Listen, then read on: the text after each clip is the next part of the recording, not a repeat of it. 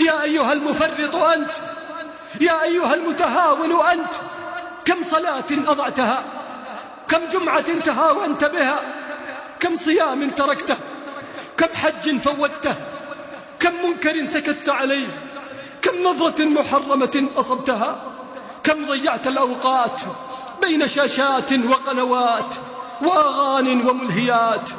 إن الموت سيأخذك، إن الموت سيأخذك، إن الموت سيأخذك، فمتى تعمل لخاتمتك؟ ألم تعتبر بنهايات من سبقوك؟ اسمع ما دمت تسمع. على طريق الرياض 3 من الشباب وهم في سيارتهم بسرعة كالبرق، والموسيقى تصدح بصوت مرتفع، وهم فرحون بسماعهم لمغنيهم. كان أبعد ما يفكرون فيه أن يفارقوا هذه الدنيا. كانت الآمال تطير بأحدهم إلى أفق فسيح لا غاية له، وفجأة حدث ما لم يكن في الحسبان. انقلبت السيارة عدة مرات، وصلت سيارة الإسعاف، حمل المصابين. أحدهم كان مصابا بإصابات بليغة، جلس صديقاه بجانبه، كان يتنفس بصعوبة، قد غطى الدم جسده حتى غير ملامحه.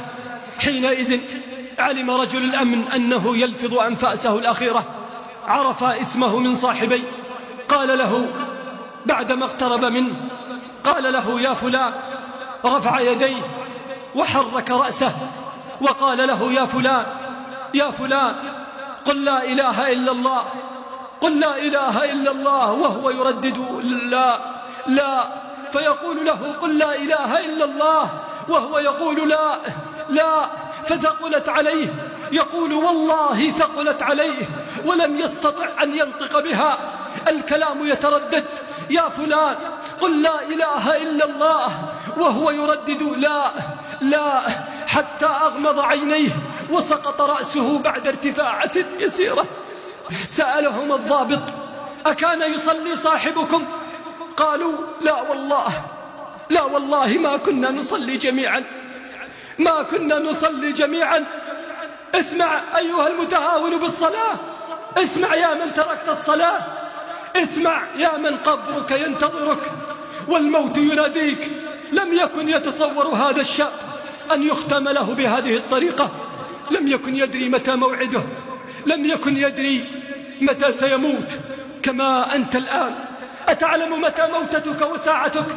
وقد يكون من الذين يسوفون العمر طويل وسأتوب عند الكبر، نسي أن الموت لا يعرف الكبير والصغير.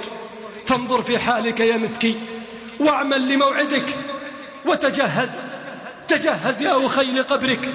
أقول لك تجهز لقبرك، وأسباب الموت لا تنتهي، وحوادث الطرق تزداد يوما بعد يوم. ففي حادث آخر بين سيارتين احترقت إحداهما، وفيها رجلان وامرأة أخرجوا وقد احترقوا تماما. ولما أراد أهل المرأة تكفينها لاحظوا أن يدها قد بترت، عادوا إلى السيارة فوجدوا اليد بكاملها، والعجب أنها سليمة لم يمسها حرق، وقد ضمت أصابعها ورفعت السبابة تتشهد.